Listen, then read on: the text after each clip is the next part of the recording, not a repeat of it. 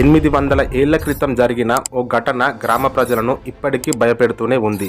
రాజస్థాన్లోని బార్మర్ జిల్లా హాత్మా గ్రామంలోని కీరాడు ఆలయం శిల్ప సంపదకు నిలయం. అయితే వీరి భయానికి ఆ ఆలయానికి పెద్ద చరిత్ర ఉంది.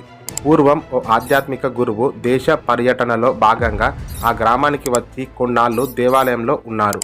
కొన్నాళ్ల తర్వాత తీర్థయాత్రలకు వెళ్ళొస్తానని చెప్పి శిష్యులను గుడిలోనే వదిలేసి వెళ్లారు. కొన్నాళ్ల తర్వాత ఓ శిష్యుడు అనారోగ్య పాలవడంతో గురువు తిరిగి రాగానే గ్రామస్తులు ఎవరూ పట్టించుకోలేదని, ఒక మహిళ మాత్రమే సహాయం చేసిందని శిష్యులు చెప్పారు. గురువు ఆగ్రహంతో సాయంత్రం తర్వాత గ్రామంలోని ప్రజలందరూ రాళ్లుగా మారుతారని శపించి వెనక్కి తిరగకుండా గ్రామం నుంచి వెళ్లిపోమని ఆ మహిళకు చెప్పారు. ఆమె పరిగెత్తుతూ ఏం జరుగుతుందని చూస్తుండడంతో దీంతో ఆమె కూడా రాయిగా మారింది. ఇప్పటికీ ఆమె విగ్రహం అక్కడే ఉంది.